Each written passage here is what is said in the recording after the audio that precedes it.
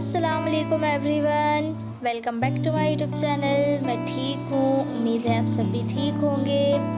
अगर आप मेरे यूट्यूब चैनल पर नए हैं तो चैनल को सब्सक्राइब करना और बेल आइकन को प्रेस करना ना भूलें, ताकि जब भी हमारी कहानी का कोई न्यू एपिसोड आए तो आप देखना ना भूलें। और आप हमारे साथ हमारी कहानी के एंड तक बने रहें, ताकि हमारी कहानी में आने वाले नए नए मोड़ आपको दिलचस्प लगें। और अगर आपको हमारी कहानी पसंद आए तो लाइक कीजिए, कमेंट कीजिए, शेयर कीजिए और चैनल को सब्सक्राइब करना ना भूलें। तो चलिए रुख करते हैं हमारी कहानी छिपे हुए जज्बात, तबरेज़ और शमा की लव स्टोरी के एपिसोड 8 की तरफ। तबरेज़ का उतरा हुआ चेहरा उसकी आंखों के सामने घूम रहा था। तबरेज़ के चेहरे पर मायूसी और दुख छाया हुआ था। मैं क्या करूं मेरे खुदा, मुझको कुछ रास्ता दिखा। उधर तबरेज़ की मोहब्बत, इधर अब्बू का भरोसा। मैं क्या करूं मेरे खुदा, मेरी मदद कर। मेरे परवरदिगार, मैं कश्मकश में फंसी हुई हूँ, मुझे सही रास्ता दिखा। मेरे खुदा मेरी मदद कर, मैं कहीं भटक ना जाऊँ, मुझे रास्ता दिखा मेरे खुदा। वो खुदा से दुआएं कर रही थी और रोए जा रही थी। उसे अब्बू की बातें याद आ रही थी। मेरी शम्मी पर मुझे बहुत भरोसा है, मुझे यकीन है मेरे बेटे मेरा भरोसा तोड़ सकते हैं, लेकिन मेरी शम्मी मेरा भरोसा कभी नहीं तोड़ सकती। हाँ अब्बू, तुम्हारी शम्मी तुम्हारा भरोसा कभी नहीं तोड़ सकती, चाहे इसमें मेरी जान ही क्यों न चली जाए। शमा, उसके कानों में अप्पी की आवाज़ आई। अप्पी उसे ढूंढ रही थी। तबरेज़, तुमने शमा को देखा है? अभी यहीं तो उतर कर आई थी। नहीं आई। कहाँ गई? शमा एकदम कमरे के बाहर निकली। अरे तुम अकेली कमरे में क्या कर रही थी? मैं तुम्हें कब से ढूंढ रही थी। और तुम्हारी आंखें लाल क्यों हो रही हैं? क्या रोई हो? नहीं अप्पी, बस यूं ही, आंखों में दर्द हो रहा है। तुम कितना ही छुपा लो, लेकिन तुम भी मुझसे बहुत मोहब्बत करती हो। वो उसकी आंखों को देख रहा था और सोच रहा था, जल्दी चलो, अम्मी इंतज़ार कर रही हैं, नहीं तो फिर शाम हो जाएगी। अप्पी, आप किसके साथ जा रही हैं? अम्मी के साथ। मेरा ये मतलब है, क्या टैक्सी से जा रही हैं? हाँ, अगर आपको कोई एतराज़ ना हो तो मैं आपको छोड़ दूँ? नहीं, आप परेशान मत होइए, हम चले जाएंगे। इसमें परेशानी की क्या बात है? अप्पी कह रही है ना, हम चले जाएंगे, आपको हमारे लिए तकलीफ़ उठाने की कोई ज़रूरत नहीं है। उसका लहजा बहुत दुख देने वाला था।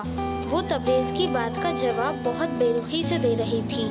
उसकी बातों ने तबरेज़ के दिल के टुकड़े टुकड़े कर दिए थे। अप्पी को शमा का ये अंदाज़ बहुत बुरा लगा था। उन्होंने बात टालते हुए कहा, नहीं तबरेज़, हम चले जाएंगे, किसी दिन तुम समरीन को लेकर घर आना। जी। ये कहकर वो चली गई, लेकिन शमा के रवैये ने तबरेज़ को बहुत दुख दिया था।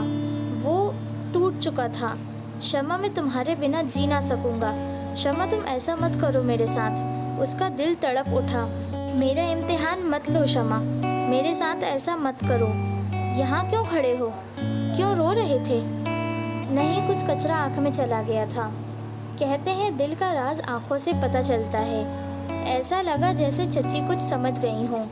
फिर सब अपने रूटीन के मुताबिक अपने अपने कामों में लग गए।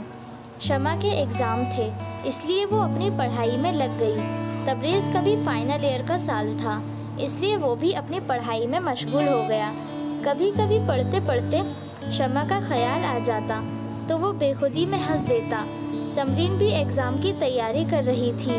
शमा और समरीन के सब्जेक्ट एक ही थे, इसलिए कभी कभी पढ़ाई के सिलसिले में फ़ोन पर डिस्कस कर लेती थी। आंटी और अंकल की आड़ में वो तबरेज़ का हाल भी पूछ लेती थी। भाई, आज शमा आपके बारे में पूछ रही थी। भाई, वो भी आपकी तरह बेचैन है, समरीन चिढ़ाने वाले अंदाज में कह रही थी। वो इतना ही सुनकर खुश हो लेता कि वो मुझे याद तो करती है। एग्ज़ाम ख़त्म हुए 15 दिन हो चुके थे और नजमा गाजी की शादी को 2 महीने हो चुके थे। गर्मियों की सफ़ेद धूप चारों तरफ फैली हुई थी। अब्बू ऑफिस गए थे। ज़ुबैर जुनैद खालाजान के घर मेहमान गए थे, क्योंकि उनके स्कूलों की छुट्टी पड़ चुकी थी। अम्मी अप्पी सो रही थीं। नींद नहीं आ रही है, आज कितनी गर्मी है, नहा लेती हूँ, थोड़ा सुकून मिल जाएगा। बाथरूम से निकली तो बैल की आवाज़ सुनाई आई। उसने गीले बालों से टॉवल खोलते हुए गेट खोला। अस्सलाम वालेकुम। सामने तबरेज़, गुलरेज़, समरीन और वही लड़का और उनकी अम्मियाँ साथ थीं। तबरेज़ की अम्मी और गुलरेज़ की अम्मी नंद भावज थीं। आप लोग अंदर आइए, बैठिए, मैं अभी अम्मी को बुलाकर लाती हूँ। वो सोफ़े की तरफ इशारा करती हुई अम्मी को बुलाने अंदर वाले कमरे में चली गई थी। शमा, मैं भी चलूँ? हाँ, क्यों नहीं, चलो। अम्मी उठिए, मेहमान आए हैं। कौन आया है? समरीन और उनकी अम्मी और बहुत सारे लोग आए हैं। समरीन, और कौन कौन आया है? शादमा ने मुंह पर से चादर हटा के पूछा था। गुलरेज़ भाई भी आए हैं।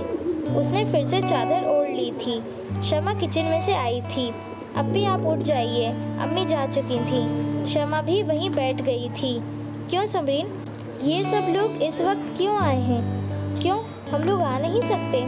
नहीं नहीं, क्यों नहीं आ सकती? जब चाहे आ सकती हो। शमा ने अपनी बात की ताकीद करते हुए कहा। हम लोग तुम्हारी अप्पी को अपनी भाभी बनाने आए हैं।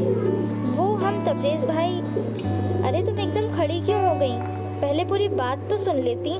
उदास शमा को देखकर समरीन ने कहा, हम लोग शादी का पैगाम लाए हैं। कुछ पल के लिए लगा जैसे दिल की धड़कन ही चलना बंद हो गई हो। तबरेज़ भाई ने फूफी जान से कहा था। समरीन ने जैसे उसकी परेशानी भांप ली थी, इसलिए उसने अपनी बात का खुलासा किया था। क्यों, क्या दिल की धड़कन रुक गई थी? समरीन शमा को छेड़ने लगी। शमा के होठों पर मुस्कुराहट खिल उठी थी। समरीन जानती थी कि शमा भी तबरेज़ से मोहब्बत करती है, लेकिन इकरार करने से डरती है। बेटा, कुछ नाश्ते की तैयारी कर लो। वो लोग हमारी शादमा के लिए गुलरेज़ का पैगाम लेकर आए हैं। आपने हमारी कहानी यहाँ तक सुनी। आपको हमारी कहानी कैसी लगी हमें कमेंट करके ज़रूर बताएं। अगर पसंद आई हो तो लाइक कीजिए, कमेंट कीजिए, शेयर कीजिए और चैनल को सब्सक्राइब करना ना भूलें। तो चलिए मिलते हैं हमारी कहानी के नेक्स्ट एपिसोड में। तब तक के लिए खुदा हाफिज़ and thank you for watching.